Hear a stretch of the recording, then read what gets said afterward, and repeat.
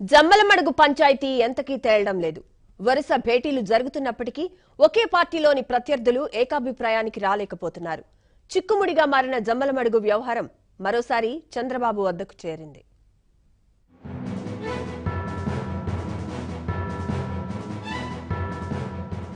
సార్వత్రిక ఎన్నికలు సమీపిస్తుండటంతో ముఖ్యమంత్రి చంద్రబాబు జిల్లాల వారీగా అభ్యర్థుల ఎంపిక ప్రక్రియను ప్రారంభించారు. కొన్ని జిల్లాల్లో అసెంబ్లీ అభ్యర్థుల ఎంపిక ప్రక్రియ జటిలంగా మారుతుంది. పార్టీలోకి కొత్తగా వచ్చిన వారిని అడ్జస్ట్ చేయడం, ఇప్పటికే ఉన్నవారికి సర్ది చెప్పేందుకు చంద్రబాబు సమావేశాలు నిర్వహిస్తున్నారు. జమ్మలమడుగులో సీట్ల పంచాయతీ తేలడం లేదు.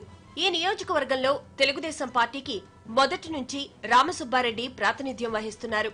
గత ఎన్నికల్లో రామసుబ్బారెడ్డిపై వైసీపీ అభ్యర్థిగా పోటీ చేసిన ఆదినారాయణ రెడ్డి గెలుపొందారు.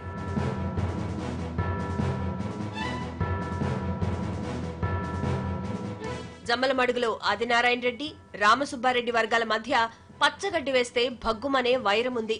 ఆదినారాయణ రెడ్డికి తెలుగుదేశం తీర్థమిచ్చే సమయంలో రామసుబ్బారెడ్డి వర్గీయులు తీవ్రంగా ప్రతిఘటించారు. రామసుబ్బారెడ్డికి సర్ది చెప్పి ఆదినారాయణ రెడ్డిని పార్టీలో చేర్చుకున్నారు. ఆ తర్వాత ఆదినారాయణ రెడ్డికి మంత్రి పదవి ఇచ్చారు. ఇదే సమయంలో రామసుబ్బారెడ్డికి ఎమ్మెల్సీ పదవి ఇచ్చారు.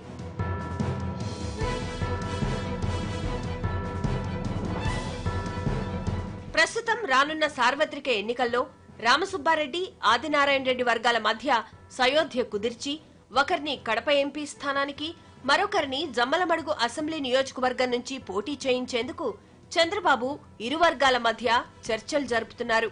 ఇప్పటికీ 3 సార్లు సమావేశమైన చర్చలు కొలిక్కి రాలేదు. శనివారం కూడా రామసుబ్బారెడ్డి, ఆదినారాయణ రెడ్డి వర్గాలు చంద్రబాబుతో భేటీ అయ్యాయి. రామసుబ్బారెడ్డి సోదరుడు కూడా ఆయనతో పాటు వచ్చారు. ఆదినారాయణ రెడ్డి తెలుగుదేశం పార్టీలోకి వచ్చినప్పటికీ వైసీపీ క్యాడర్ ఎవ్వరూ ఆయనతో రాలేదని, వారంతా వైసీపీలోనే ఉండిపోయారని, ఫ్యాక్షన్ జోన్ కావడంతో తెలుగుదేశం వర్గీయులు ఎవ్వరూ కూడా ఆదినారాయణ రెడ్డికి మద్దతిచ్చేందుకు సిద్ధంగా లేరని రామసుబ్బారెడ్డి వర్గీయులు వాదిస్తున్నారు. అధికారంలో ఉన్నా లేకపోయినా తాను తెలుగుదేశం క్యాడర్ను కాపాడుకుంటూ వచ్చానని రామసుబ్బారెడ్డి సీఎం వద్ద వాదించినట్లు తెలిసింది. అందువల్ల జమ్మలమడుగు టికెట్ తనకే ఇవ్వాలని ఆయన ప్రతిపాదించారు. ఆదినారాయణ రెడ్డికి కడప ఎంపీ స్థానం ఇవ్వాలని సూచించారు.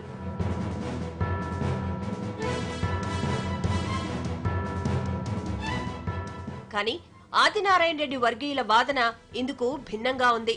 జమ్మలమడుగులో తాము గెలిచిన విషయాన్ని గుర్తు చేయడమే కాకుండా రామసుబ్బారెడ్డికి ఎమ్మెల్సీ పదవి మరో 5 సంవత్సరాలుంటుందని, అందువల్ల ఆయన్ను ఎంపీ స్థానానికి పోటీ చేయిస్తే ఒకవేళ ఓడిపోయినా సరే ఎమ్మెల్సీ పదవి ఉంటుందని చెబుతున్నారు.